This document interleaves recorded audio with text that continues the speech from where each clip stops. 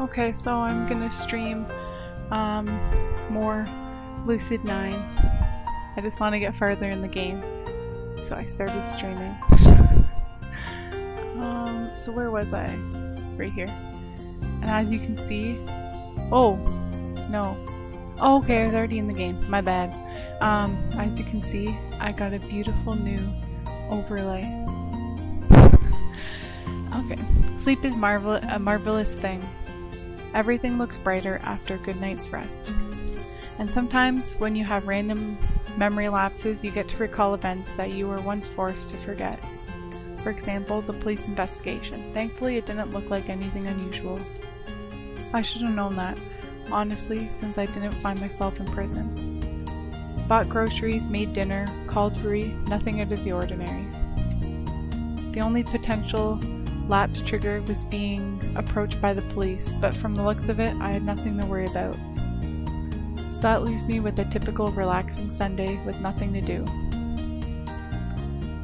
Good, I can deal with that. What's this?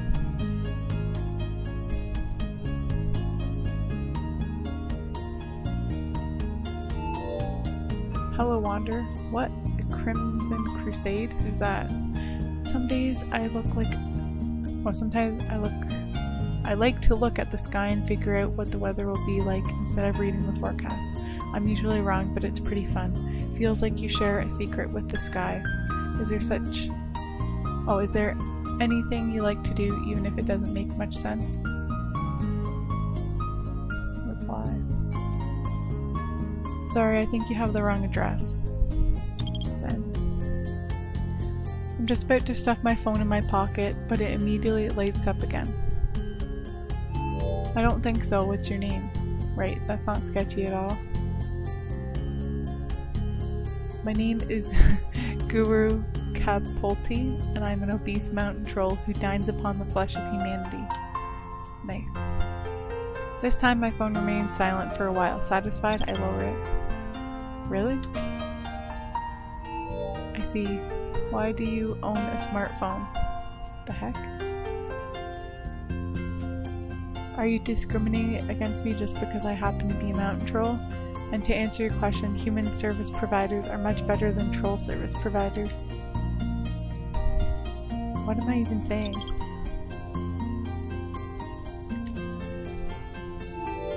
I see, that makes sense. If that's the case, how has life been as a troll?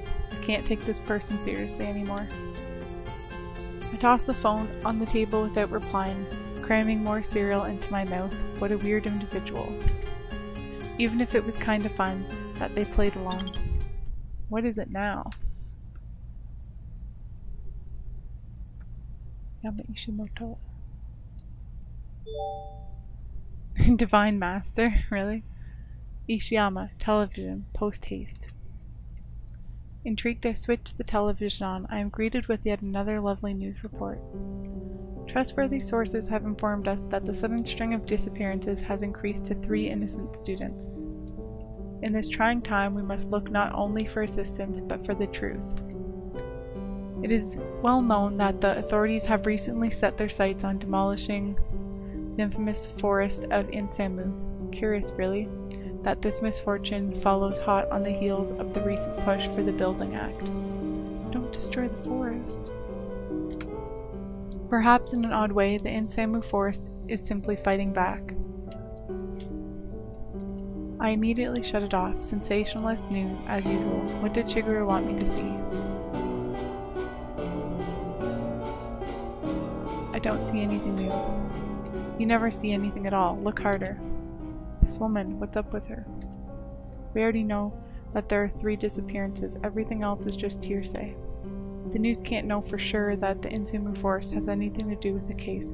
They're just scapegoating it as part of a political movement. Unless Shigeru is saying that the media's accusation is suspicious in and of itself.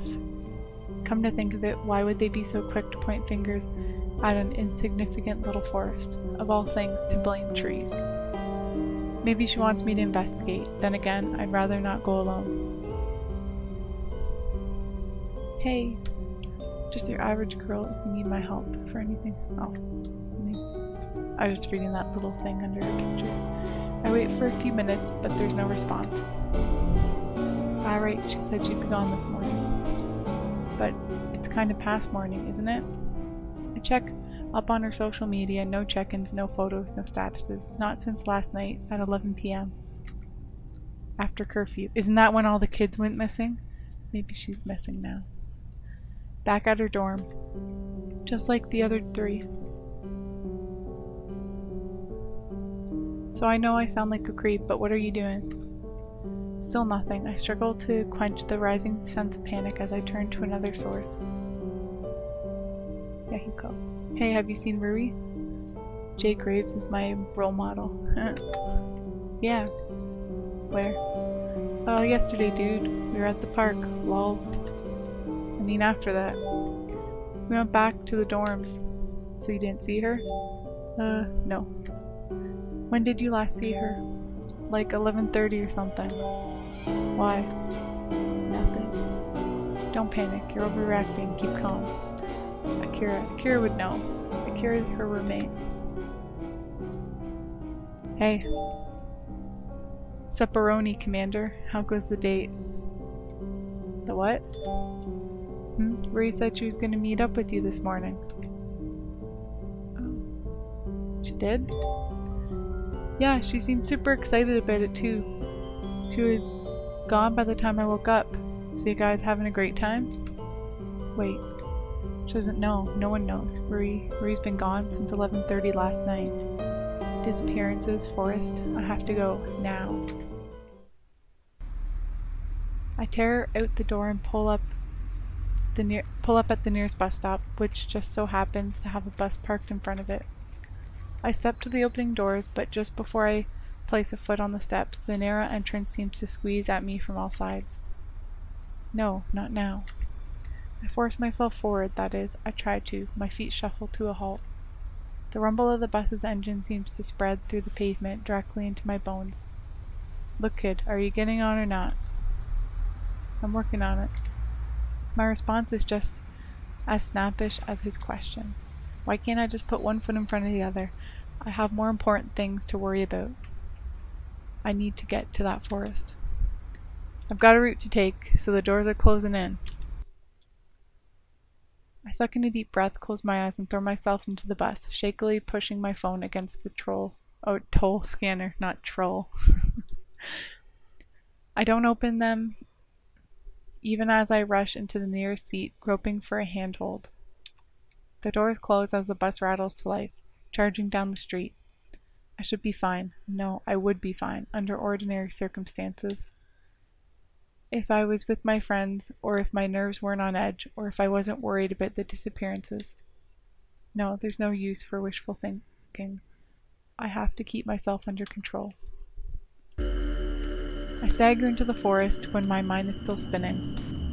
The forest is blocking me in on every side as I thrust through the beaten overgrowth. I've always thought that the government was exaggerating when they didn't want to demolish this place due to bad luck. But now that I'm actually in the midst of it, I can see where they're coming from. I'm not the superstitious type, never have been, never will be. I take what I see and smell and feel with my own senses. Hearsay is secondary, emotions are untrustworthy. But there's nothing to rely on, not out here, where everything is wild and flourishing, full of garish color and foreign textures. Some tree sap rubs off on the sleeves of my sweater. It slowly molds from red to green to blue and back, like a chameleon made out of honey. That's not normal, is it? Guess I wouldn't know what's normal around here. It's not exactly a place I would choose for a leisurely stroll. From the moment I entered this place, I was under the impression that I stepped into a world where the laws of physics were different. Gravity is heavier, the air is more resistant, energy seems to sap away into nothingness in favor of being recycled. It's a ridiculous thought. My mind, which has had to cram an unfortunate number of facts about physics and geology and astronomy, oh my gosh, biology knows this. But why does such an irrational thought seem so appealing? The Insamu Forest, a dense segment of arboreal terrain that's been untouched for decades. When Insamu was growing, the solution seemed obvious. Cut down a good part of it to allow room for new residential areas and corporate buildings. A rational idea. An agreeable idea. So they started demolition with a team built of ordinary, competent individuals ready to do what they've been doing for years. Except, when they entered the forest, everything went wrong. In the span of a single day, the group of demolition experts deteriorated into a ragtag bunch of fleeing victims, each claiming a story more ridiculous than the last. A went crazy and killed B. The bulldozer became possessed and started trashing the equipment. Aliens dropped down from UFOs and lasered the charges. The thing was this, only half of them had come back alive. Of those half, not one was declared sane. They were all sent to asylums where they wasted away until their death. Oh. There was a gossip of the town, the equivalent of an internet sensation. The Bermuda Triangle of Japan. What glorious entertainment. A lovely horror story to tell at slumber parties. A stock moral warning for the environmentalism. A feast of fodder for the tinfoil hat conspiracists. After all, humans are endlessly fascinated by the misery of others. Over time, the thrill died down. Nothing out of the ordinary was captured on footage. People stopped visiting the area. The Wrath of the Forest was just another urban legend. But after I researched the event in middle school, after I found that it was a true story, it lurked constantly in the back of my mind. If something was just a group of trees, it couldn't hold that much power, could it? Shouldn't there have been at least one rational soul, someone with a better grip on reality? The only answer to that question is if there really was no way to withstand insanity. Whatever happened those decades ago, it drove 100% of a large group out of their minds. That's a definite success rate. What's to say it won't do the same here and now? I stumble across the broad trunk of a towering tree, my eyes roving through the gnarled basket weave of spindled branches. What am I looking for? Wait, what am I even doing? Why am I even here? Take a moment to close my eyes. Deep breath. Ground myself. What am I feeling? What am I smelling? What's that? I pause abruptly, scared to take another breath. Now I'm just being stupid. So I breathe deeply. The air is warm and thick, sliding down my throat with a mixed taste of chocolate and iron. It leaves a sweet residue on the back of my tongue. Trapped is the first word that comes to my mind, extracting a reflective stab of panic. You're trapped. My fingers tremble as I reach out to the trunk to steady myself, but they only land on some sticky, milky substance. I quickly pull away, but the tree emits a sickly slurp. Nothing to hold on to. No, I've got to keep calm. I've got to think. Someone's depending on me. Who's depending on me? Shigeru? Shigeru wants me too. No wait, someone needs my help. Someone. Rui has been gone since last year? Yesterday, Rui was gone, and today, Rui was gone, and she might be gone forever. You're alone. I roughly shake my head to dispel the fog in my mind. Rui's depending on me. You're losing it, main character. If Rui was kidnapped, would she even be in the Insamu forest? Why am I... Oh, Shigeru's task. To investigate the forest?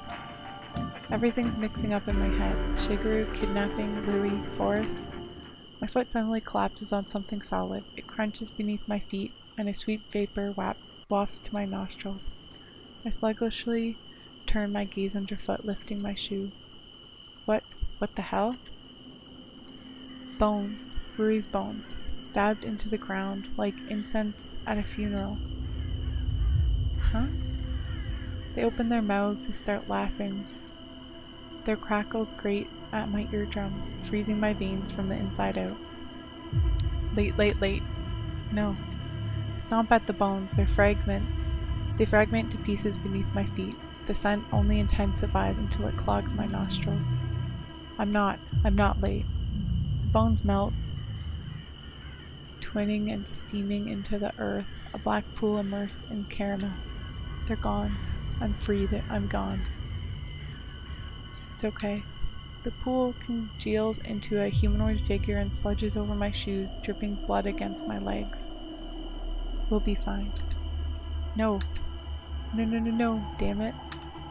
I blindly reach into the pool, flinging my arms, tearing it apart. It burns my hands into crumbling residue, but I continue to stubbornly wrench at it. This part's weird. It's okay. Get out. Finally, the pool shreds into bits, merging along my arms. My hands rematerialize. The fingers are stained with blood. No. We'll be fine. No.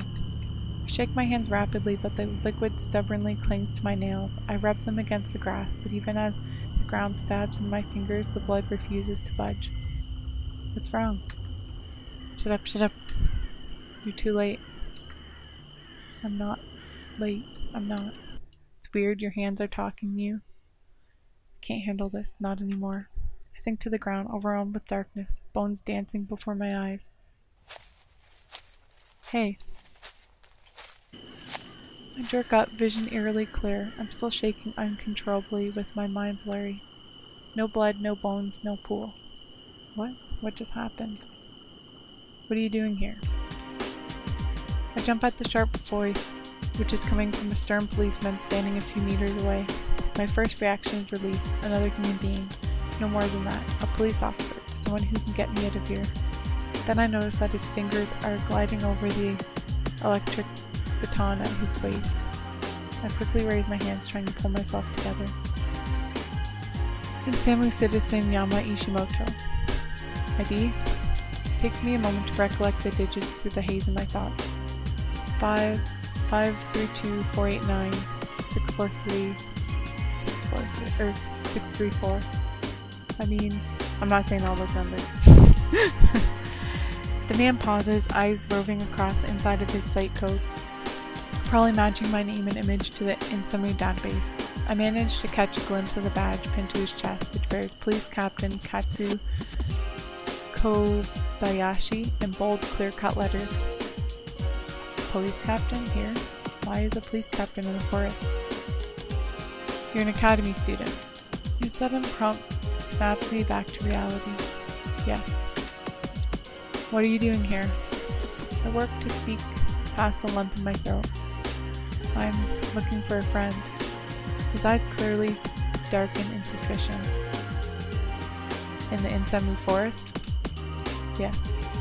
I want to bite back, to say something sarcastic, but I'm barely capable of registering sound, much less supplying witty repartee. Katsu taps at his site code, turning to speak to someone over intercom. Yeah, kid, academy student, blah blah blah. Non-hostile so far. Understood. He was back to me, hands still hovering over his baton. I instinctively shrink backward, trying to stay coherent. What's your friend's name? Name? Oh, Shigeru. Shigeru Enomoto? No, Rui Hayata. What's wrong with me? She's been missing since yesterday night, 11:30 p.m. I saw the news and I thought, everything coming out of my mouth sounds stilted and contrived. My hands are shaking on the top of my head. How do you know Shigeru Enomoto? I don't. I do. I know her. Yes, so I gathered. How?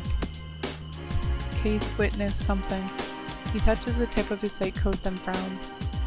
You're not listed as a witness for any case within the past 5 years, much less under Shigeru Enomoto.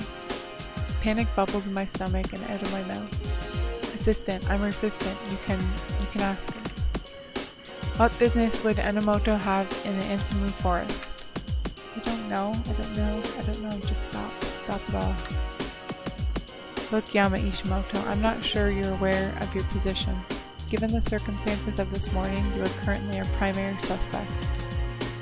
And what? He snorts in disbelief, pauses, his attention suddenly turning to his site code. Superintendent, I believe that. Unverified, hence my suspicions. Remarkable. Understood, sir. He looks to me, eyebrows set in a clear distrust. Enomoto has substantiated your claim. You're cleared. Regardless, you must vacate the premises. My head is still spinning. There are so Oh, there's so little that I understand. Primary suspect this morning. Vacate the premises.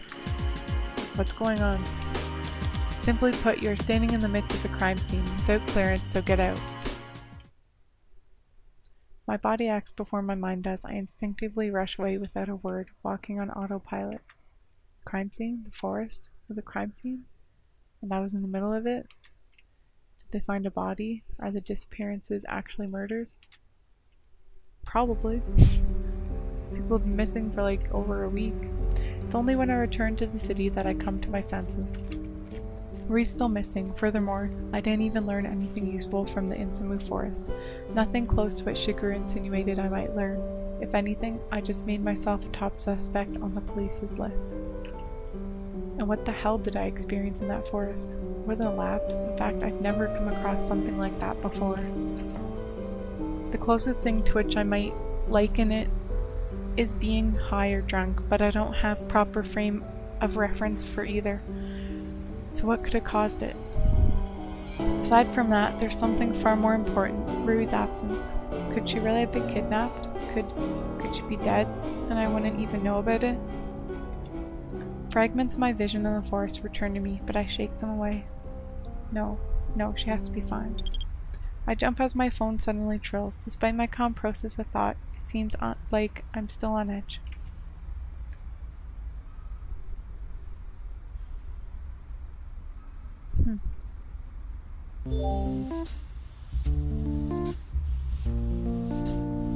Rui's just returned home now. Or returned to home base, thought you'd like to know. Sigh of relief passes my lips. Rui's fine, no disappearances, no kidnappings, no murders. Well, that was anticlimactic. Still, where has she been? That's kind of rude to say. Why didn't she tell me that she was okay?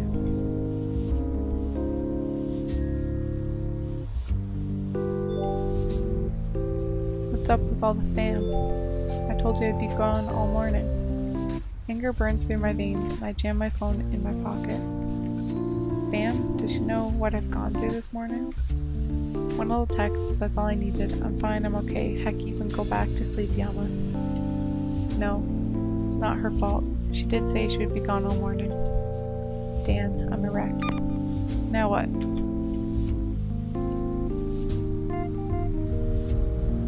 10:51, yeah, it's still early. Pinged Instrument Imperial Boarding Academy. Rooftop. Huh? That's weird. Location ping from Miki? Did we arrange something? I don't recall any recent conversations with her. Ah, that must be the explanation. I'm currently alive and a model. Oh, sorry, that was meant for Yahiko. Oh, so it was just a mistake. Wait a minute, Yahiko? Why is she meeting Yahiko on the school rooftop? No way. Can't be. They've only known each other for what? 4 days? Mizaki has more common sense than that. I need to get to that rooftop. You're so nosy, Yama. I swipe at the entrance gate, and a hurried sprint later, I break onto the roof, bracing myself for horror. Instead, I find, well, not a confession scene, thank goodness. Masses of people are scattered about. Some are donned in festive clothing, while others are clad in black jackets, emblazoned with crew on the back. Among them, a stocky man yells through a large megaphone. Hey, the foot candles are too high. Get me a scrim, and you, where the hell are you putting that sandbag? It's a C-stand, you idiot. Put it on the other leg. Sorry, director. Shizune, where the hell is your kimono? I need you fitted right now. That guy's angry. Is this a film set? Why are they shooting here on the school's rooftop of all places? Intrigued, I decide to take a closer look. Judging by their setup, it seems like they're trying to replicate a festival. Booths are lined straight down the pathway. A number of people, mostly women of varying ages, mingle amongst each other, dressed in traditional kimonos. A brilliant flash of light of bright purple catches my eye in the sea of dull colors. From this distance, she almost looks like Diffusers set, sir. Right, everyone take your positions. Camera, rolling, sound, speeding, slate. Kazahaya, scene 1. Yamaku, take 1, marker. Action. The camera focuses on the girl dressed in purple. As a group of girls around her chant animatedly, she remains disconnected from the conversation. Her head is lowered as they drift from booth to booth. Cut. Perfect. The crew relaxes and quiet murmurs as the director reviews the footage. I stride closer to the set for a better view. It's Mizaki. It's actually Mizaki. However, as soon as I blink, she disappears among the sea of actors and crew members. It all happened so quickly, I wonder if I merely saw an illusion. Where's Kusunoki? We haven't been able to contact him for a while, sir. What do you mean, haven't been able to contact him? He's the other talent. His manager's not picking up. I need Kusunoki for the next shot. Give me Kusunoki. Yes, sir. Yama? I almost jump at the sudden voice behind my ear. Mizaki is holding a bottle of water, her eyes wide with surprise. This is no illusion. For a moment, my mouth runs dry at just how stunning she looks. You look nice. Fantastic. The paradigm of verbal eloquence right here. Thank you. What are you doing here? Huh? Here? Where am... Oh. Yeah, about that. It's not like I can just say that. I thought she was confessing to Yahiko. Where's Yahiko? I don't know, I texted him a while ago, but it doesn't seem like he's coming. He mentioned that he wanted to become a model, so I thought he would be interested in watching a film shoot. Oh well, that's really thoughtful of her. It makes me wonder how big Mizaki is. It's not like she gets recognized on the street or swarmed by hordes of fans, but small-timers don't just pick up TV commercials, do they? Hey you boy!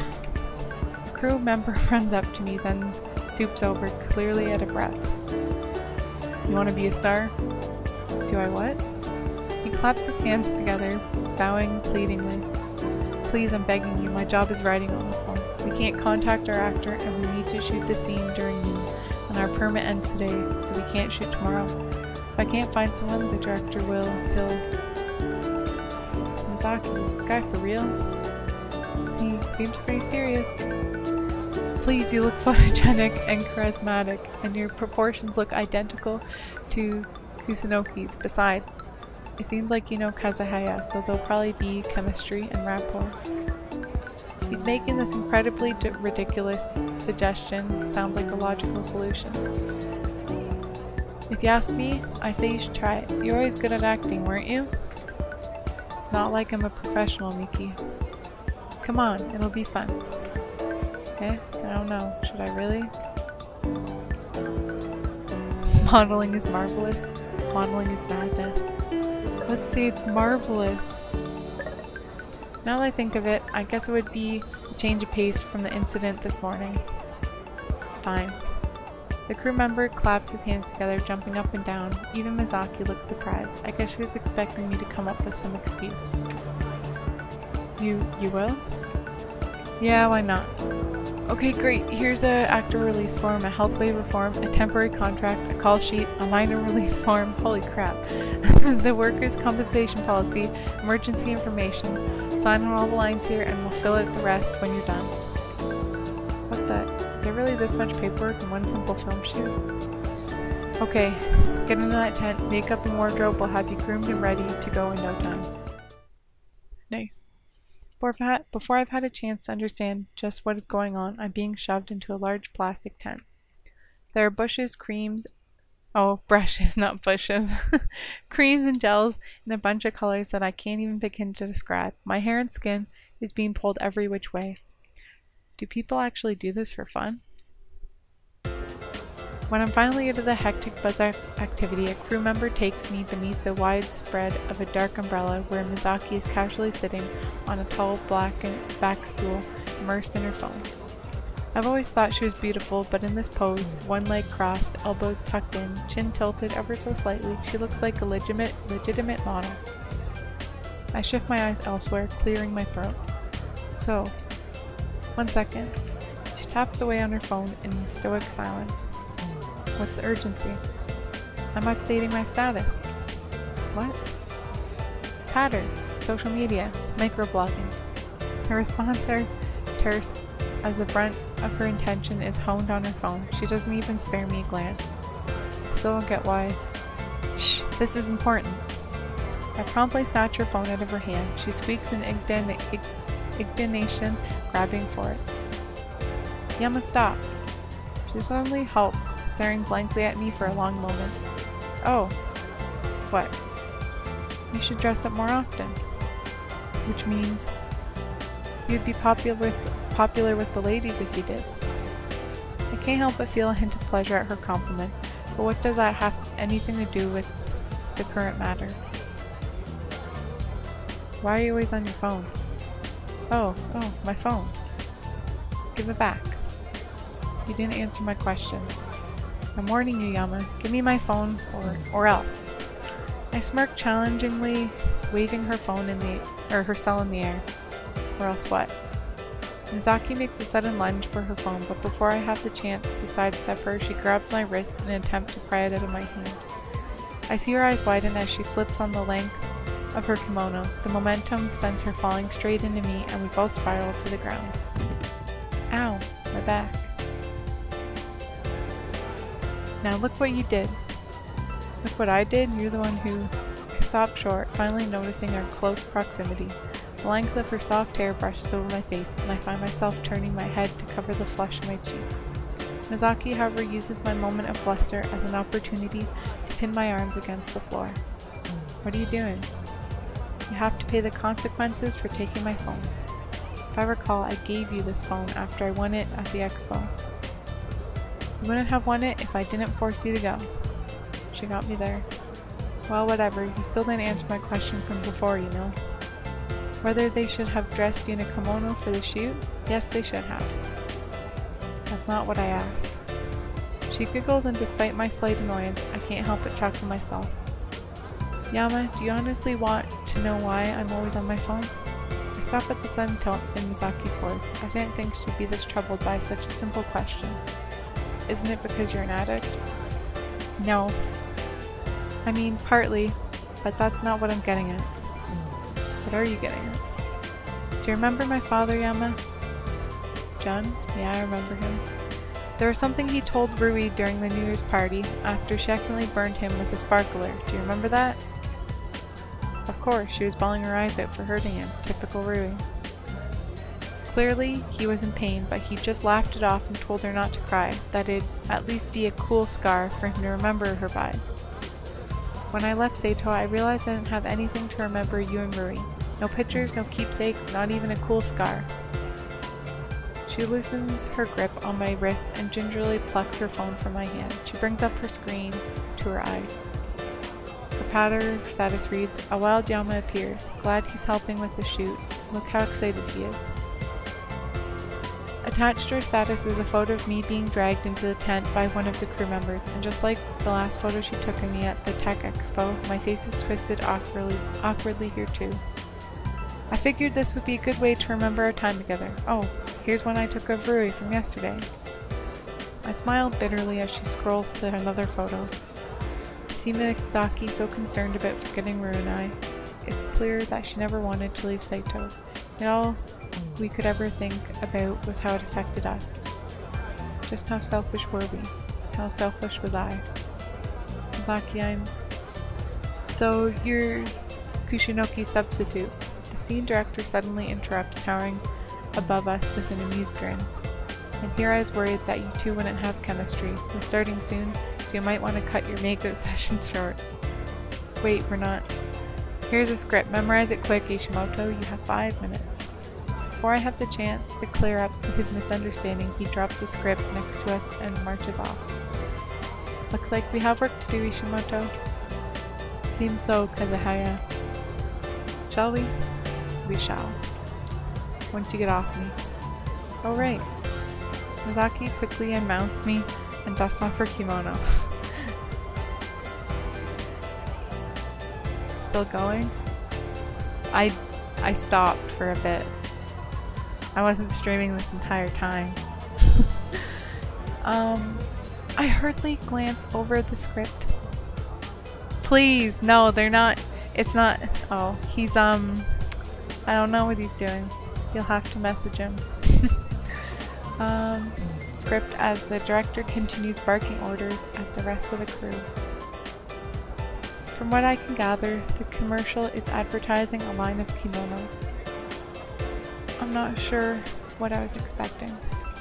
Apparently they're trying to emphasize the fact that the dresses are more vibrant and unique compared to others by having the main lead furry spot his close friend Reika in a large vessel. Seems that two friends are at odds after Ryu discovered Reika would be moving away the next day.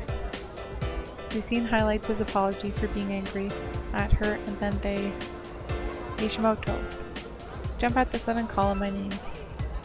I need you and Kazahaya to take your places. Oh crap, I haven't finished reading the whole script yet, much less had the chance to memorize the lines. Before I can react, we're both already being ushered into position by the crew member. See, I'm adding words that aren't there again. Okay, quiet on set. Camera. Rolling. Sound. Speeding. Slate. Kazahaya and Ishimoto scene 2. Yamaku take 1 marker. Action. For a moment I remained there, frozen in place. I was able to remember some of my lines, but it looks like I'll need to ad-lib the rest. I think I've heard most commercials actors do it all the time. But then again, I'm not a commercial actor. Before the director has a chance to scold me for stalling, I will my legs to move forward through the crowd anyway. Reika? Where are you? I call out shakily, but at least my panic fits the scene. That's convenient. It isn't long before I spot a familiar flash of purple. I rush towards it, cameras following my every movement along the way. Reika? Mizaki smoothly turns to me, hands over her mouth in surprise. I double over, pretending to be more out of breath than I really am. Whether it seems believable, I haven't a clue. Haha. Ryu? What are you doing here? I draw myself up, looking straight in the eye. I'm so glad I found you. Why are you here? I thought you never wanted to see me again. I'm sorry, Reika. My mind goes blank. What comes next? I have no clue what to say, so I decide to spew out whatever comes to mind. I was afraid. I noticed the crew exchange perplexed glances, but they continued filming. I was afraid that you were never coming back, that everyone I got close to would only leave me, and that I'd end up alone. Mizaki remains silent. I can't tell if she's just confused that I'm not following the script, or whether she's wondering if there's some deeper meaning behind my words. Stupid, I know. I was so worried about myself. I never really considered how you must have felt. I'm sorry. Mizaki catches her breath. In the lighting, her eyes look glossy. I step forward, entwining my fingers around hers. You'll forgive me, won't you, Reika? Ryu. Mizaki wraps her arm around my waist, burying her head in my chest. Honestly, I've missed you. I've missed you too. She looks up at me through her tears, and I suddenly find her face awfully close to mine. Pull away instinctively, absently rubbing my arms in embarrassment. Cut. Before I know it, director's marching toward us with a scowl. What the hell was that about? Sorry for messing up my lines, sir. I'm not talking about the lines, I'm talking about the damn kiss. Kiss? Don't tell me you didn't even finish reading the script, did you? He thoroughly kneads his temples, sighing deeply. He fetches a copy and shoves it in my chest, aggressively pointing at a segment. Line 14. After apologizing, Ryu leans in and kisses Reika. End of scene. Despite you screwing up the lines, I've decided to use the footage anyway. We've wasted too much time already. I just need you to kiss Kazehaya for the final shot. Is he serious? Actually have to kiss Mizaki? Don't you think that's a bit unfair to ask of him, director? What's the problem? Aren't you two dating? No, we aren't. Well, I need a kiss scene, I expect to get one, dating or not. He turns away, seemingly done with the conversation. How can you be so inconsiderate? Excuse me? Yama's not even a professional actor. You can't just force him to kiss someone he doesn't love. This isn't about love. He signed a damn contract. He'll do what I tell him to do if he wants to get paid. And that goes for you too, Kazahaya. Else you can be sure I'll replace both of you. Go ahead and do it, for all I care. I value my friend's feelings more than this damned commercial. I lay a hand on her shoulder in an attempt to calm her. As hesitant as I am to kiss her, I wouldn't want her to lose her job. It's fine, Miki. It's my fault for not reading the contract. But how do you think Rui would feel? Rui? Why would she bring up Rui? Look, I don't have time for this relationship crap. Will you do the kiss scene or not? Yes. But Yama? Then take your positions now. The director sends us one last piercing glare before striding back to his chair. With no room for argument, Misaki and I return to our locked embrace. Are you sure you want to do this? It's alright. I just thought of an idea. Idea? What are you talking about? Just trust me. I can sense Misaki's apprehension as the camera focuses on us once more. Cameras. Slate, Kazahaya Nishimoto, Scene 2, Yamaku, Take 2 marker. Action. I'm going to need to get my face as close to Misaki's as possible if I can expect this to work. I brush my fingers over her cheek, slowly tilting her chin upward. For a moment we remain there suspended. Her eyes still red from crying earlier bore into mine questioningly. Just what do you plan on doing? I can hear my heartbeat in my ears, feel her slight inhale over my lips, smell the light cherry fragrance of her hair. I close my eyes, drifting closer. And when we're only a few hairs apart, I discreetly move my thumb to her lips. Misaki inhales sharply, stiffening at my touch. I almost retreat my hand, afraid that I hurt her, but she only tightens her grip around my waist to prevent me from moving. God, this is awkward. Cut. Good enough. Take 5, everyone. As the crew settles, I instantly draw back, releasing her. That was a stage kiss, wasn't it? Why didn't you tell me you were going to do a stage kiss? Would you have preferred a real one? Maybe I shouldn't have said that. Probably not main character. Before I can cover up my faux pas, a crew member jogs over to us. Ishimoto, right?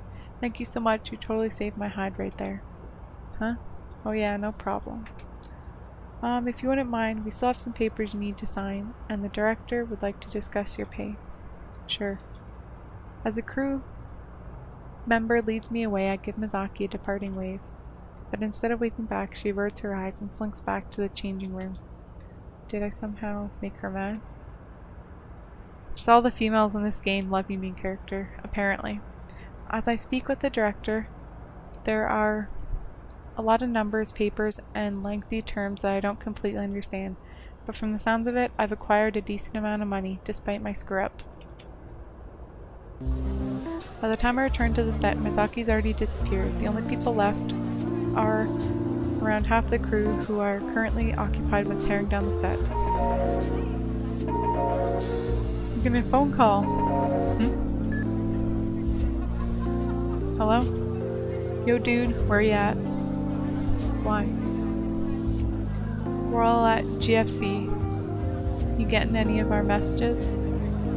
Messages? I briefly check my phone. Are you serious? 100 messages? Oh, should we have sent more? Never mind, I'm on my way. See ya. I cut the call and exit the rooftop, heading straight to GFC. This guy needs to learn some text etiquette. He's just showing that he cares about you. After a couple minutes of uneventful walking, I reach the familiar ambience of the local General Fried Chicken.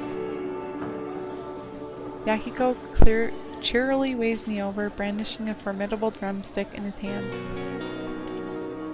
Look at that chicken in the background. Looks so yummy. I settle next to him, keeping my eyes off Rui. For some reason, just looking at her brings back a flood of negative emotions. Good of you to join us, minion. What took you so long? My insides burn with anger, but I keep my gaze on the table, taking a moment to steady my voice before I answer. I was busy. Were you running? Are you getting back in the track? No thanks.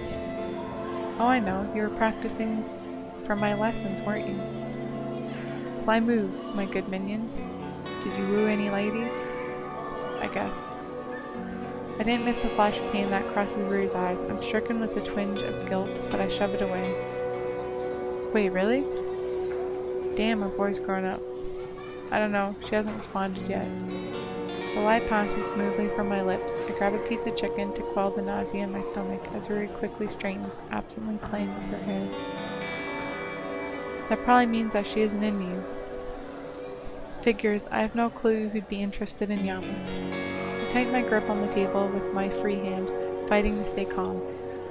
Maybe there's no reason for a girl to wait if she's interested, right?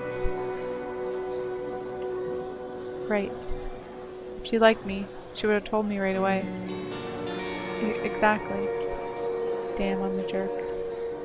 I angrily tear into the chicken, biting with such force that my jaw aches. Yahiko stares between me and Ruri, concern lining his brow. Not brown.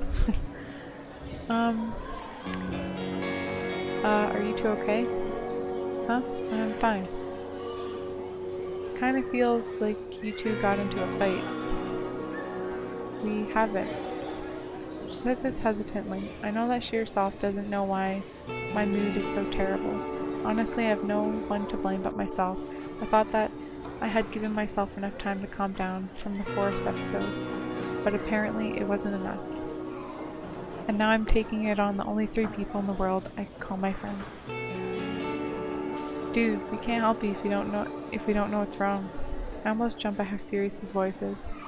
I know I brought a terrible mood into this place. I need to shake it off. The time at the forest is completely over. My only task for the rest of the day is having fun with my friends, and fun doesn't come with a sour attitude. Sorry. I heard a pretty creepy story this morning, so I'm a bit on edge. It's pretty much the whole story when I boil it down. Sounds pretty pathetic. A creepy story? She shoots me a concerned glance, which I honestly deserve. I'm not exactly known for being gullible or superstitious after all. I shake my head at her, which Masato seems to take as guilt. Don't worry about it, man. We all got our off days. Oh, thanks. Oh, if we're talking about creepy stories, I have a great one to tell. It's an urban legend that's been around the academy forever. It's called the Vanishing Janitor. What kind of dumb name is that? Well, you know how we don't have the after-school cleanup, right? Yeah, because the school costs an arm and a leg to attend, especially without scholarships. Everyone knows that we have a janitor. We see him collecting garbage, bagging it up, and packing or stacking it in the cart. Wait a minute, didn't I have to remind Yahiko that we had a janitor? Guess his observation skills have finally leveled up. But haven't you noticed that the janitor never actually walks out of the gate? Well, of course not. It's a visual eyesore that would be damaging to the school's image. Then, good minion, my question to you is this: where does that trash go? Now that he mentions it, it is pretty odd. Oh, I see what you're saying. The dumpster is outside of the school by the street, near the back of the campus. And the front gate is allegedly the only way to enter or exit the school. It's why the academy is considered to be safe. Oh, so there's like a hidden exit. Oh, hello. A hidden exit, maybe, that the murderer is using. But the janitor doesn't take the junk out of the gate, which he'd have to in order to reach the dumpster. And that is our predicament. Interesting, very interesting. I wonder what the explanation could be. Of course, I have my own theory, which is the janitor actually has the ability to travel to another dimension. He takes all our trash to the land of missing socks. You know how you do a closed cycle of laundry with a certain number of pairs of socks, but you always come out with one extra sock? It's because one of them spun so fast it vanished to the other dimension. There are little wormholes here and there too, like under the bed or couch, and behind the laundry machine. It's why they spontaneously disappear only to reappear again. I like your logic, Yahiko. So that's where the janitor takes the trash, the same dimension where there are missing socks. That is simultaneously the most brilliant and most stupid idea I've ever heard from you. I agree with that. You lost me at dimension, man. Ah, your plebeian mind simply cannot comprehend my sheer intellect. It's sure alright, but not in the same sense you're thinking. Well, now that Aiko's finished with his conspiracy theory, what do you guys want to do for the rest of the day? It's not a conspiracy theory, it's fact. How about we head into town? Town? You mean District 8? Yeah, ain't that where all the lively stuff happens? It's the most affluent district in Semu, so there's definitely a lot of flourishing commerce and technology, but usually every recreational activity comes with a heavy price tag. I guess, yeah. Think of anything in particular? Don't know. If something catches our interest, we should check it out. Huh? A normal day of just kicking back? It does feel like it's been a while since we've hung out together. Even going to the amusement park yesterday was in some ways more tiring than relaxing. I'm down. Sounds like fun. We finish up the chicken and head to the subway. It's less crowded than usual, probably because today's technically a weekend. Like all other Innsmouth subways, the platform is immaculate. There's no sign of dust, much less any scrap of trash. Quality public transportation seems to be a big boasting point of the city. I've never been on a subway before. There's hardly a whisper of of sound as the doors seamlessly slide open, or as the subs barrel down the rails, solidifying the care crafted into the station. We board the next train to District 8, an affluent street with skyscrapers that seem to fade into the clouds. It's packed at this time of day, sidewalks full of rich housewives and groups of teens on shopping trips.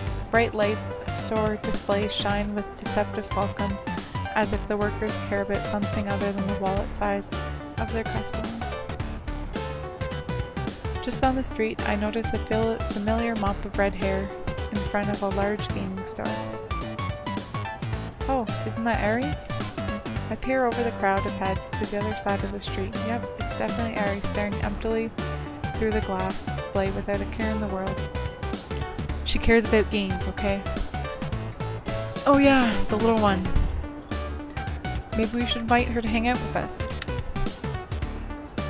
Are you kidding? Her? Oh, calm down. What could she possibly do to you? Well, clearly there's something wrong with her. She didn't fall for my irresistible charm. Oh, he's still sore about that. But it gets even better. I did a little digging, and it turns out that anyone who talks to her mysteriously goes missing the next day. Really? Oh, give me a break. Yama and I talked to her 2 days ago, and we're still around. Give it time. This is ridiculous. Yama, we should invite her, right? Oh. Yeah, let's do it. Sure. What? How could you betray me like this? Thanks. Okay, go get her. Me? Who else? I'm about to protest, but Rui shoved me in the street the moment the light turns green. Hey. Go. Sighing, I plod across the street, weaving my way through the crowd until I've reached the gaming store. Yeah, I know, I should have saved. But once you get to the choice, it doesn't let you save. I do have multiple saves though, so I can always go back. And there's an option to skip, dialogue you've already gone through. I don't learn my lesson apparently with saving. Sighing, I plod across the street, weaving my way through the crowd until I've reached the gaming store. At a closer glance, I realize that Ari isn't blankly looking at the store. She's smiling, purely, lightly, with a genuine sparkle to her eyes. I almost feel like I'm interrupting something important. Hi. Harry turns towards me, her expression openly curious. Fancy meeting you here at this place. In a public street in front of a game store on the weekend. Actually, it's not very unusual, is it? Again, no response. It's easier to get a reaction out of a brick wall. So what kind of game are you interested in? Kybri? Pokemon? Harry only smiles and points to a far corner of the store. A twisted poster of terrifyingly grotesque zombies rise from the fog of the special Left Alive display. Sounds like my type of game. Wait, what? Left Alive? Yes. Rack my brain as to why a cute, frail girl would be interested in such a horrific game. You like Left Alive? You can save creatures from their miserable lives. So do you like Summon, Legion, Nimbus, those kinds of shooters? No. What other games do you like? Fuge. Fuge? Wait, the survival horror game that gave Yahiko nightmares for 2 months? You mean Fuge Fall of Shadows? Yeah. Do you like the adrenaline rush? I don't play it for fun. So why do you play it?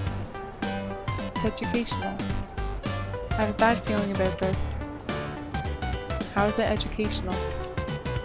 Shows me how I would never want to die. I guess that's true. Something about the way she says that is terribly ominous, almost like a girl who's planning her funeral before her wedding. I see. We fall into a short silence as my mind runs blank. I don't even remember what I'm supposed to be doing. What games do you like? Me? Anything with a good story, I guess. Visual novels? Sure. What kind? From what I played, Unright, I guess, Destiny / Departure Dawn is long, but good, and Kenpeki Shonen, I guess. Great. Ready to sound certain. Harry's gaze drifts off into the distance. I can't tell if she's thoughtful or bored. Maybe talking about visual novels bores her. What was I supposed to be talking about again? Gosh, take forever. Ruri pops up next to me almost as if out of nowhere. So did you? Me? Crossing the street. I was giving you time to invite her, you idiot. Alright, hanging out with us. You want to join us? We're gonna do something fun, probably. That sounded really creepy. What? We don't actually know what we're doing. Well, how about this? He points to an advertisement in the corner of the shop display. Café de la Paix karaoke now open for business. Interesting. I remember that Café de la Paix has another branch in this district, but I never expected it to open for karaoke. Karaoke sounds fun. Nothing like belching your lungs out after a day of running. My ideas are always the best. Harry, wanna come with us? Please, it'd be more fun if I wasn't the only girl. Yeah, it'd be nice to have an actual girl around. Yeah, it would. Yama tries the best he can, but he just doesn't cut it. This seems to even amuse Ari, whose mouth tweaks upward in the barest back smile of a smile? What is that? I don't know. However, I see her eyes narrow a little, still processing the question. Karaoke? Yeah, just some friendly competition to show off our voices. Not that you'll have much competition in the ladies division. Aw, Yama, don't beat yourself up. Your voice isn't that bad. Did I seriously walk into that joke twice? I'm losing my edge. However, it elicits its intended effect. Ari finally shares her gaze with us again, and her smile returns. Very well. Really? Great. She eagerly pulls Ari along as Masato bolts down the street with renewed vigor. I notice that Yahiko follows at a cautious distance, uncertainty in his eyes. Entering the cafe brings a sharp sense of deja vu, with the notable exception that there's no uptight British cashier at the counter. When we inquire into karaoke, we're shown to a small yet comfortable back room with clean wooden panels and velvet carpeting. Feels less like a cheap room for belting discordant tunes and more like miniature stage at a theater. Okay, clock's ticking, so I ain't spending much time on explaining. We choose one song except the judge. Who's the judge? I volunteer. What? Hell no. Yeah, you're not getting away that easily. And I ain't singing without my rival to rival. I better pick my words carefully here, or I'll have to actually sing. We are rivaling. Your skill as a contestant versus my skill as a judge. Oh, okay. Wait, what? Are you serious? But I wanted to hear him, fail. Look, we gotta get this competition underway, so I'm moving on. Yama's the judge. We all sing a song. That seems simple enough. But wait, there's a catch. You gotta sing the song that the person on your right chooses. This means that Masato would choose a song for Eri, Eri for Yahiko, Yahiko for Rui, and Rui for Masato. Oh boy, this matchup is going to yield some interesting results. Okay, time to choose. Masato passes around a small tablet and each person takes their time selecting a song.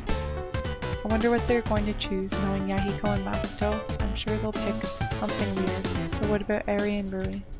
Finally, they all seem satisfied with their choices and settle onto the couch. I hear my throat dramatically... Oh, clear my throat, dramatically tapping a finger against my armrest. So who's first? No response. I guess I'll go. Brave soul.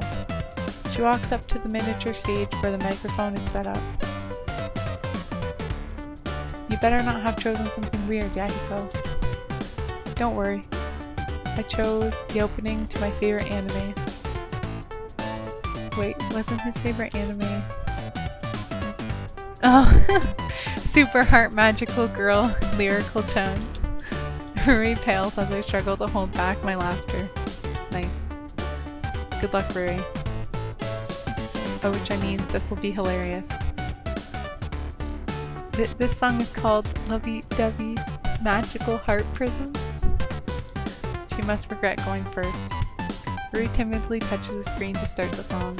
An energetic, bouncy tune begins to play, accompanied by Yahiko enthusiastically bobbing his head. And I'm just gonna say it normal. Love is friendship, love is magic, love is... Oh god, her high-pitched voice combined with off-key vocals pound my eardrums mercilessly. Love is everything, sugar and spice and everything nice. I love you forever and a day, forever and a month. I love you forever and a year. She curls into a little ball on the stage, and the song finally comes to a close. Is it over? Is it? Yes, it's over. I'm free. I manage to clap lightly as Rui descends from the stage, her knuckles white from gripping the microphone. So how was it? I have to choose my words wisely here. It was colorful. Yep, it had personality and depth, an original performance. Original in more than one way. In more ways than one. Thankfully, the others nod with me in agreement. Rui smiles and they beg compliment. Thanks guys. Masato, are you going next? Yep, lay it on me, Rui. What did you choose? I don't know. I picked a random song. I wonder how this will turn out. My song is called He Immediately Expelled a stream of vulgar words into the atmosphere. I didn't even know so many inappropriate terms could fit into one song title. I take a quick peek outside to make sure there aren't any little kids around. Okay guys, you ready? No, I'm not. Here we go. I've never heard so many explicitives sung in rapid succession like that in my entire life. The look on Rui's face makes it seem like she's been scarred. Even Eri's eyes widen throughout the performance. Thankfully, the song is even shorter than Lovey Dovey Magical Heart Prism. Our misery is short-lived. That was awesome. Thanks, man. What'd you guys think? He looks expectantly around the room, but Brew and I fix our gazes on the floor. I shouldn't have picked a song at random. An awkward silence pervades the room. I guess it's my turn. She walks to the microphone with a dispassionate expression. She doesn't seem to be even slightly embarrassed, which I find surprising. You should be honored. This is a good song. Oh, please don't let this one be as bad as the last. Ari gives the screen a brief glance but shows no reaction at the title she sees. She only picks up the microphone and immediately starts the song. A rather lively ensemble of drums, bass, and guitars play, characteristic of rock and roll. Ari grips a microphone with the charisma of a professional. She taps her right foot to the beat of the drum, and when the lyrics pop up on the screen, she puts her lips close to the microphone. You're from Mars and I'm from Earth, and you were birthed a hero's birth. What the hell? What? Oh, what the am I hallucinating? Is this beautiful voice really Aries? Whereas I was just born a little old me in a small town, normal as could be. Wow, she's actually great. No better than great, she's amazing. You are hot and I'm cold, and neither of us do what we're told. I can feel the powerful emotion coming from her angelic voice, like she was the original singer. It would have been nice if they had the actual them singing in the game. But it's a free game, so it's awesome for what it is anyway. But don't you see that this could be a sign? Her dance movements are perfectly synchronized with the lyrics. I feel as though I'm attending an actual concert. That we were meant to be. I can feel the joy emanating from Ari as she sings. Her face is lively and filled with energy, a stark contrast to her normally expressionless face. That we are totally complementary. The song completes its last beat, and Ari, panting heavily, places a microphone back on the stand. She wipes the beads of sweat from her forehead. Then she immediately grains her usual poker face, as if what had just happened was merely a dream, and approaches us, awaiting our judgment. How did I do? How did you do? That was best singing by far. Her performance was probably on the same level as a professional singer. Your singing is wonderful. You should do an encore. Hell yeah, it was right good. Well, I guess it was alright. I mean, at least it was better than Ruby's singing. Ha, he's starstruck. It was great, Ari. You have an amazing voice. I didn't know you liked those types of songs. She gave a slight nonchalant shrug at my words. I don't. They're too easy. Wow. She thought that song was too easy? Now I'm curious as to how she would have sounded if Masato had picked a more difficult song. Well, now it's my turn. Let's see what song you choose. In a similar fashion to the rest of the group, he hops up onto the stage and looks down at the screen. Oh, you chose one of my favorites. Death by Devils. That doesn't sound too friendly. I picked it randomly. Not another random selection. I'm worried about this one. Okay guys, give me a sec to warm up. The song's a doozy. He clears out his throat multiple times before grabbing the microphone and starting the song. A blast of heavy metal bursts from the speakers. I cover my ears from the sudden spiked volume. Yahiko must have increased the volume. Yeah. Oh my god, what is this? His scream almost knocks me backwards. The others are just as dumbstruck as I am. The devil sends his demons at me. I got no choice but to fight for my own survival. I can barely hear the lyrics he's shouting out. It's more like he's screaming in tune than actually singing. It's actually not bad, just strange. Come on, come on, come on. Get it out, pound it out. Yeah. He stomps on the stage, hands sweeping up and down in an imaginary air guitar riff. Falling into darkness, the wrath of terror is past, sinking over my head and clawing at my last. He powerfully leaps up, landing with a finish, resonant chord. I can feel my heartbeat slowly returning to normal. So how was I? honestly, it was a lot better than what I was expecting. It was definitely different, but not in a bad way. I ain't ever heard someone sing like that before, man. How do you scream like that for the whole song? Nothing to it, you just pick up the microphone and scream as loud as you can. And when you feel like your throat's about to fall off, you keep on screaming. Masato stares blankly at Yahiko, as though he just asked the dumbest question to the dumbest boy in the world, which he did. Well, I guess it's time for me to pick the winner. In my opinion, Eri won by a landslide. Now all I have to do is... I'm just gonna save the game more. Please. Hold on a sec, I forgot to mention that the winner has to sing a duet with Yama. Wow, wait a minute. Great idea, Masato. Dang it, Rui, she knows that I don't like to sing in front of other people. She's just trying to rub it in. Maybe if I stall for some time. Come on, hurry up and pick someone. If I can't escape this situation, then I'll just have to pick the least deadly poison. Yahiko will most likely pick another Screamo song. In that case, all I have to do is scream in tune for a couple minutes. Or I can choose Eri, she sings so well that it would easily overshadow my horrible singing. The problem is, if I pick Eri, that would convey some weird messages. I tried to send her a subtle, apologetic look as I turned to Yahiko. Well, Yahiko, you ready to belt out another one? Oh, I thought it might let us choose.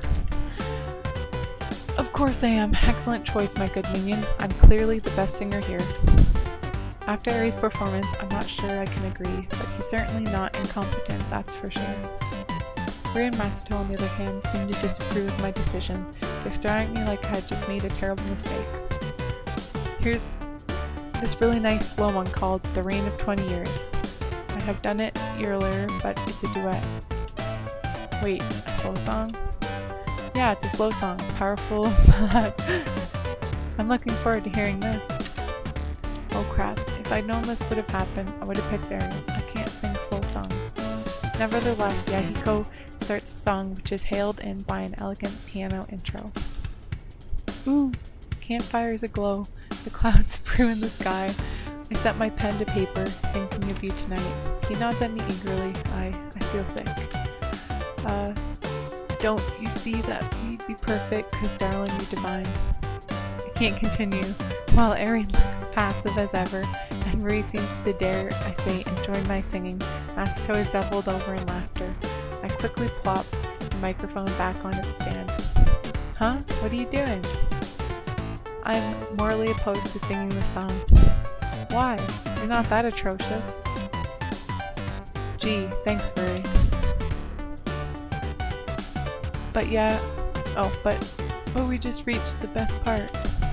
And with one large breath, he bellows in a vibrating warble. The reign of 20 years falls to the earth in tears. We instinctively clamp our hands over our ears, note to self. Screaming is not the same thing as singing. I stand on the hill, my arms extended. Make it stop, somebody. Make it stop. Heck, even Eri's wincing in pain, and that's saying something. Ooh, the mountains, they sing their songs. Someone yanks a cable on the karaoke machine and the music abruptly cuts off. I send my praises to the heavens. Hey, I was almost at the bridge. The cable dangles from Mary's fingers. It's getting late. Yahiko clearly deflates at his lost opportunity to belt, but I quickly grasp this chance to end our misery once and for all. We better head out before we get into trouble. I hurriedly usher the group out of the room and we return the key to the counter. Then again, despite all the terrible singing I've heard, the experience has been pretty fun. When we reconvene at the main street, everyone seems pleased but worn out. Phew, that was an afternoon well spent. Now that was a good way to end the weekend. So we're heading back? Yep. Actually, I've got some errands to run around here. We'll join you. No, I'll be fine. It's, for women things. Yahiko instantly pales, but Matsuda only nods in understanding. I, on the other hand, raise a curious brow at Rui.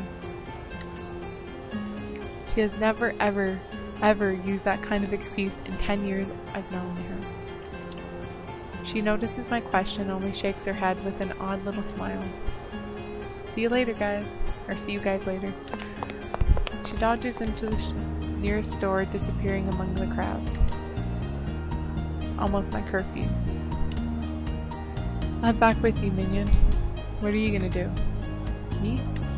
Actually, I don't have anything planned for the rest of the evening. Maybe I should visit Mr. Ryuta's office and say hi.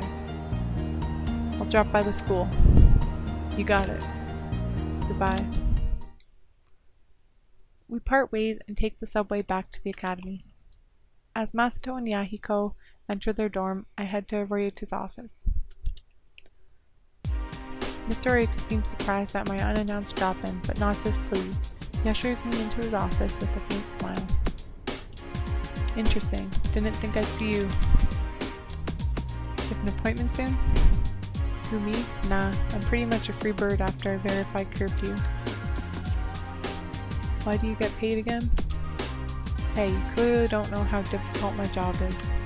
I have to sit here and wait for kids to scan themselves in the building and report the ones who don't by curfew time. Don't necessarily set oneself up for popularity. No, I imagine it doesn't. So looking into the disappearances, are you? I'm surprised at his acute observation, but I really shouldn't be. Mr. Ryuta has proven that he's intelligent even if his attitude needs a little work.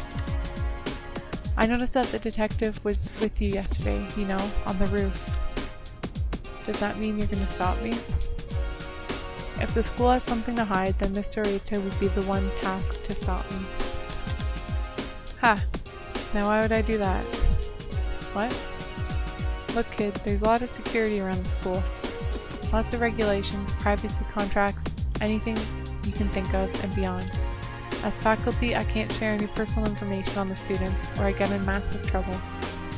But there's some stuff that you really need to know. People's lives are on the line.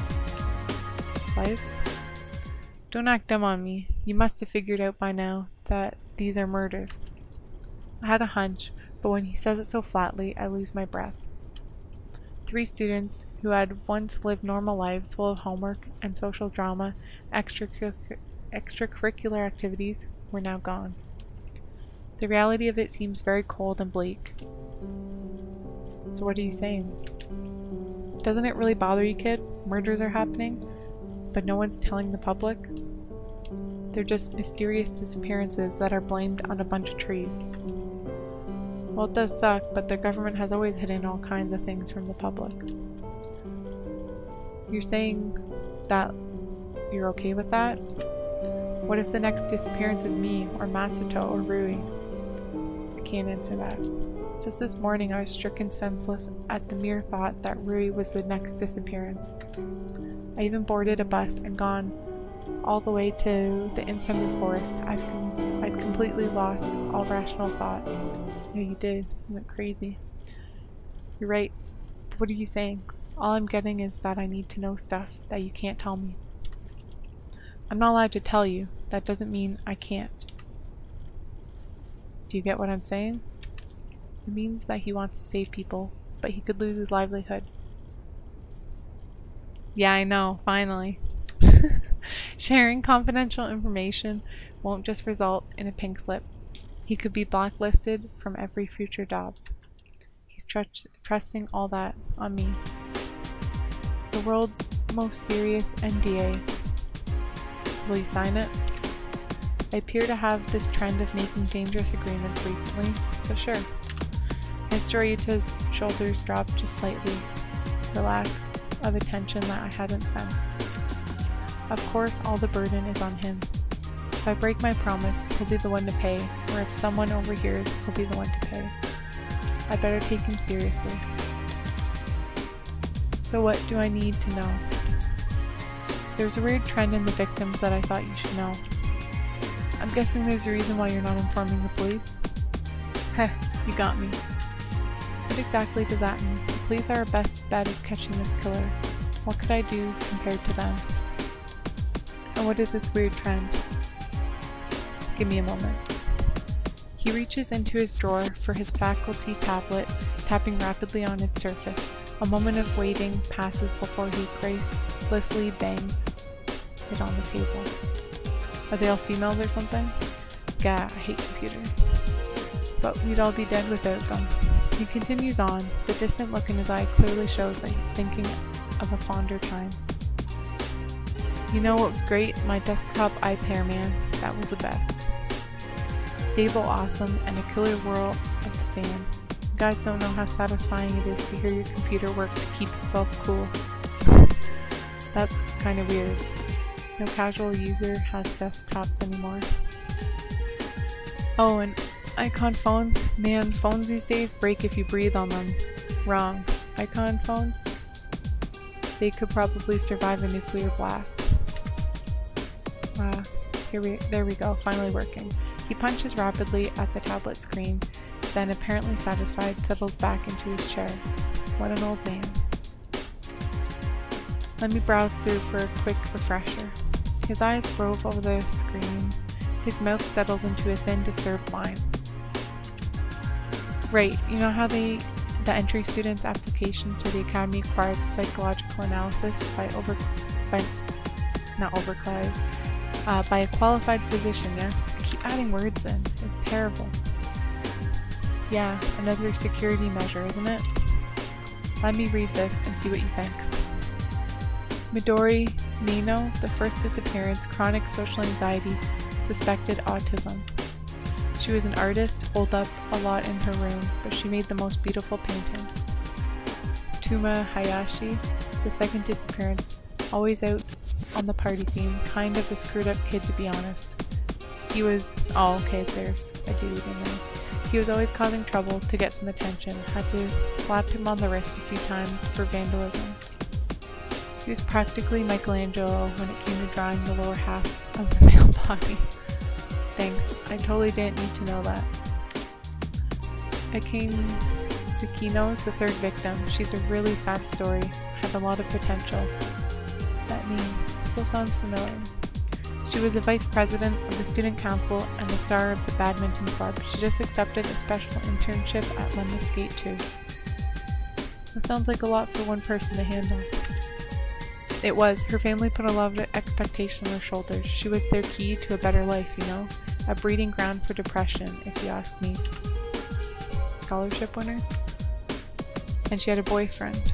How's that? Crazy. I pause at that. Something feels disrespectful about questioning the sanity of the dead. So these are the three victims. Seems like they had some concerning psychological problems. I mean, they're all perfectly acceptable levels of mental illness, but there's not a single average report. In fact, most of the conditions sounded pretty serious and confidential. I can see why Mr. Ryota was reluctant to tell me, but this pattern really could be the key to unlocking the mystery. I don't know if laws work there differently, but here, you know, the police can get records and stuff from the students. Or from the school about the students. Thanks for telling me. I'm kind of curious, kid, why you're taking this so well. Sorry? You just found out that 3 students at your school were murdered. That's pretty unsettling news. It is really death, a permanent condition, something that suddenly really shouldn't... Oh, something that students really shouldn't have to face. My reaction must seem odd. Should I be hyperventilating? On the contrary, this is pretty refreshing, but also concerning. I'll admit that. Well, I won't question it tonight. It's getting pretty late. You'd better get going. It's not safe for students to be out and about anymore. Thanks for the info, Mr. Ryota. More than that, I'm thankful that he was able to trust me. I think too many people trust Yama. I leave the school after Mr. Ryota gets a campus security patrol to escort me home. Seeing policemen inside campus unnerves most students, so they're mainly kept for border patrol, making sure that no one enters or leaves the school. I've barely seen them, to be honest. They probably don't act unless something serious or suspicious crops up on the gate sensors. Huh. Shigeru. Hello? Where are you? Her voice is clipped, leaving no room for extra conversation. Good evening to you too. Your services are required now. I'm a little taken aback at the shortness of her tone. Seems like some urgent business. Okay, I'm in front of the school. Very well, I'm merely there myself. Don't move. Sorry? Well, that was expected if I'm honest with myself. What kind of business could Shigeru have at this time of the night? Nishiyama? Wow, she was quick. Shigeru struts out of the shadows, her face completely expressionless. Did it occur to you that I might have things to do tonight? It did not. Come this way. She turns on her heel and begins to strut down the sidewalk. We travel in complete silence, definitely at first. I'm only able to bear it for around 10 minutes before things get too uncomfortable. You know, if you're mad at me, you might as well just say it. I should discuss these psychological problems with Shigeru. No, what am I thinking? She'll wonder if my sources are accurate. I'll either have to tell her my informant or I'll have to drop the issue. Knowing Shigeru, even if I don't give her the identity of my informant, she'll figure him out eventually. Seems weird that the teacher dude, told the main character. Suspicious. Shigeru takes a turn into an area that I instantly recognize, for better or for worse. Nothing is as welcoming as the smell of rotting litter, cigarettes, and traces of burning drugs. I cover my face with my sleeve in a vain attempt to block out the foul smell. Isn't this District 6? Yeah, we came here before. Don't tell me you give me another test, are you? A quiet Shigeru is far more unnerving than an abusive one. I almost miss her canon of verbal abuse. We have arrived. I see it again. Right here. There. She gestures to a large beaten-down apartment complex before us. The dilapidated buildings and littered streets around us don't do wonders for this district's minority, that's for sure. What are we here for? An inkling in the back of my mind whispers, to kill you without anyone seeing. But I shove it, wow, into some crevice of my brain. She withdraws a complex index card from her jacket pocket, showing it to me. This. There are only 3 numbers written on it. 338. What's that, an apartment number? She only nods. I follow her down the path between the apartments, surreptitiously glancing around for any sign of suspicious figures. This is definitely not my idea of a vacationing spot, that's for sure. Finally, Shigeru comes to a short stop in front of a door with the number 338 emblazoned on it. She clears her throat for a second, takes a deep breath, and knocks lightly thrice. Give me a minute. The voice that comes from within the apartment is light, feminine, and nothing like what I expected. I thought it'd be like some guy between like, give me a minute. I guess I was wrong. It's followed by sounds of scraping, shifting, and screeching, as if a number of heavy objects are being moved around the room. Come in. Shigeru tries a doorknob, and it turns with ease. She pushes open the door, and I step inside, unsure of what to expect. The front room is neat, tidy, and utterly plain. Only messy feature is a few cushions scattered idly about the floor, topped with several popular magazines.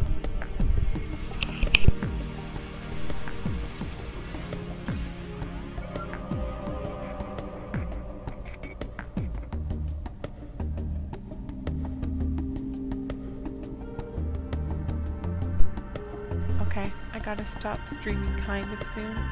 Whoops, I hit my mic. Sorry if that was loud. I'm gonna stream like a little bit more.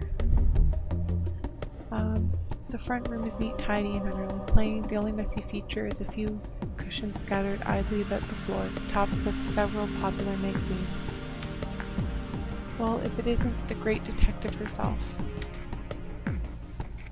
My attention turns to the large couch near the center of the room, upon which lounges a small framed girl.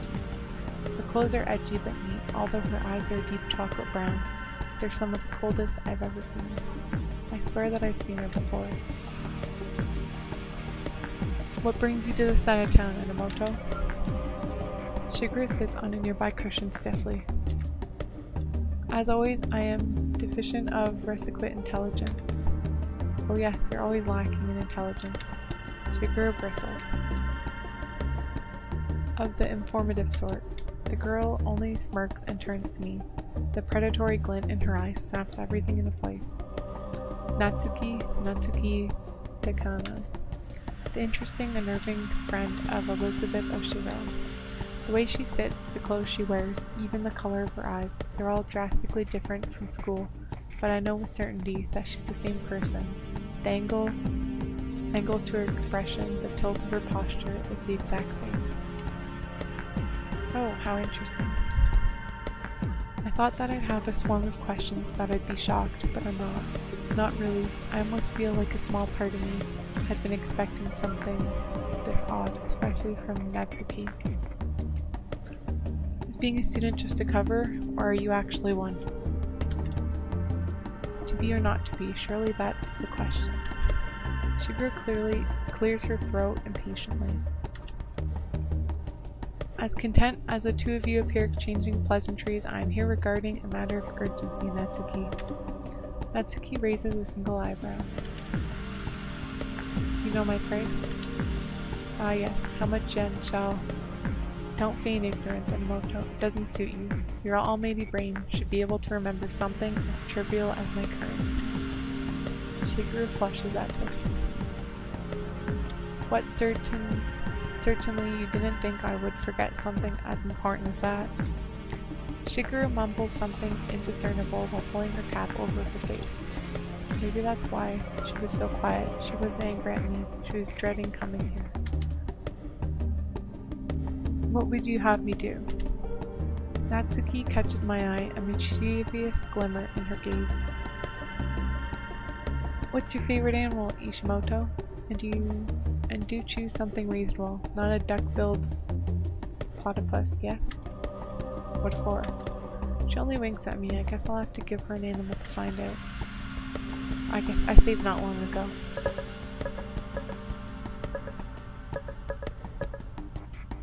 I don't know. Cat, because I have some cats. I like dogs, but I don't have one. Cat, I guess. She smirks at Shigeru, who sends me a look of horror. Oh, I guess I picked something bad. Ishiyama. Oh, chicken. I got that too late. I guess I should pause.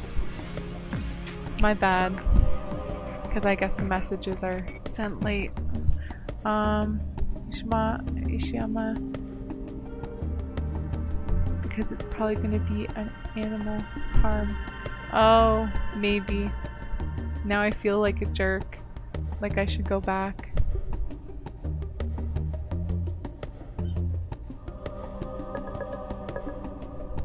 Let's see.